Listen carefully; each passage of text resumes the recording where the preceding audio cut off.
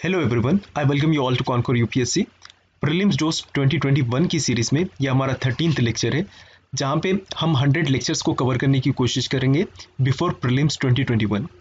आज की डिस्कशन होगी नेशनल मेडिकल कमीशन को लेकर। डिस्कशन कॉम्प्रिहेंसिव वे में की जाएगी और थोड़े पॉइंट्स आपको मेंस पर्सपेक्टिव से भी देखने को मिलेंगे। ये वीडियो लेकर आया हूं मैं, मेरा नाम है मोहम्मद खैरुल मुबीन अहमद। आइए डिस्कशन स्टार्ट करते हैं। National medical commission. Recently national medical commission को कॉन्स्टिट्यूट किया गया है।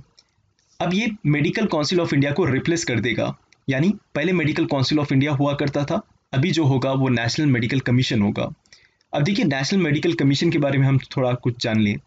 नेशनल मेडिकल कमीशन या एनएमसी को सेटअप किया गया है नेशनल मेडिकल कमीशन एक्ट 2019 के अंतर्गत, जो रिपील करेगा इंडियन मेडिकल काउंसिल एक्ट 1956।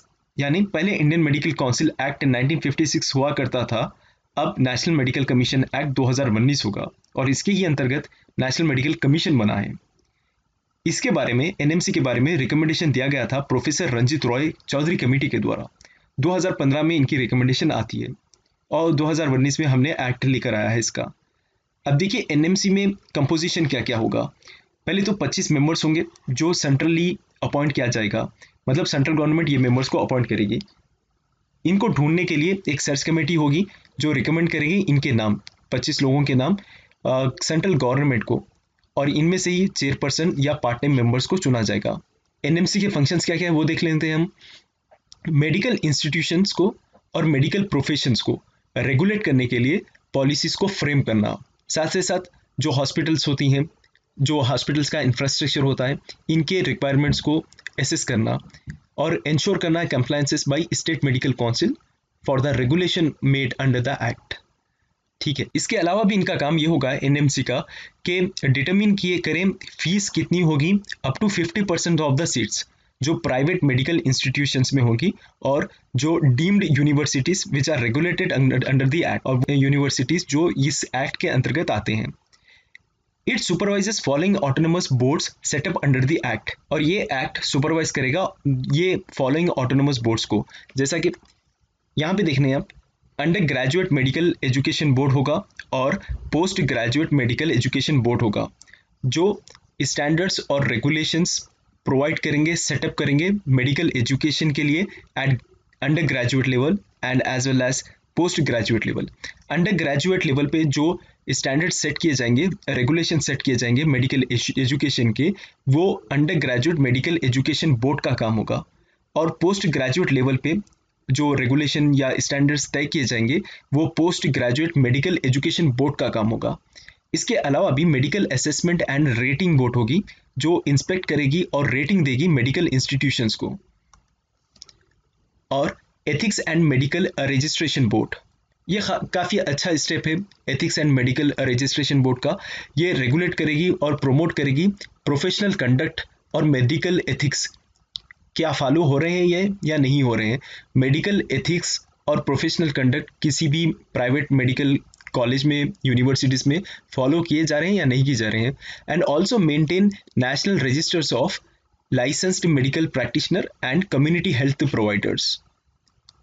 इस वजह से डेटा एक ही जगह होगा, और जो फेक प्रैक्टिसेस निकल के आ रहे हैं, जो डॉक्टर्स फेक आईडीज बनाकर, फेक लाइसेंस निकाल कर काम कर रहे हैं, प्रैक्टिस कर रहे हैं, ये नज़र में जल्द से जल्द आ जाएंगे। NMC may grant a limited licence, मतलब एनएमसी चाहे तो ग्रांट कर सकता है limited licence to certain mid level practitioners who may prescribe specified medicine in primary and preventive health care. तो ये लोग को लिमिटेड लाइसेंस भी दिया जाएगा एनएमसी चाहे तो। अदर की फीचर्स क्या है एनएमसी एक्ट के वो देख लेते हैं हम। ये एक्ट ये इंश्योर करने की कोशिश कर रहा है कि ऐसा मेडिकल एजुकेशन सिस्टम चाहिए जो availability of adequate and high quality medical professionals को प्रोवाइड कर सके, यानी ऐसे मेडिकल प्रोफेशनल्स होना है जो एडिक्वेट हैं और हाई क्वालिटी के हैं।